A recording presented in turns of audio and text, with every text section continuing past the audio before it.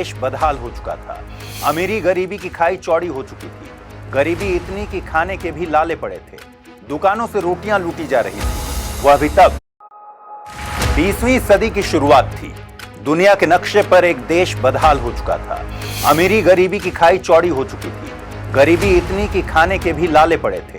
दुकानों से रोटियां लूटी जा रही थी। वह भी तब जब देश में कृषि का बोलबाला था, मगर देश का शासक निरंकुश था। दैवीय शक्ति का दावा करने वाला शासक जनता की भलाई से लापरवाह था। साम्राज्य विस्तार उसका एकमात्र लक्ष्य था। साम्राज्यवाद की ऐसी सनक थी कि कई जंग हारने के बाद भी प्रथम विश्व युद्ध में वो कूद पड़ा। यह सब कुछ तब हो रहा था जब देश के मजदूर और किसान लाचार थे। बेरोजगारी अपने चरम पर थी।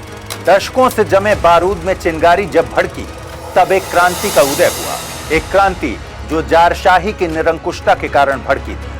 एक क्रांति जो निकम्मी नौकरशाही के कारण पैदा हुई। एक क्रांति जो सिर्फ और सिर्फ मजदूरों और किसानों के कारण जन्मी। और वही क्रांति जिसने सबसे पहले कम्युनिस्ट देश की स्थापना की। यह थी ऐतिहासिक रूसी क्रांति, जिसने न सिर्फ रूस बल्कि पूरी दुनिया में सियासत की एक नई इबारत लिखी। इस क्रांति के बाद ही पहली बार कार्ल मार्क्स के सपनों को जमीन पर उतारा गया।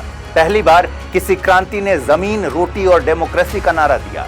पहली बार समाजवाद की शुरुआत हुई और इसके नायक बनने वाले कोई और नहीं बल्कि व्लादिमीर लेनिन थे।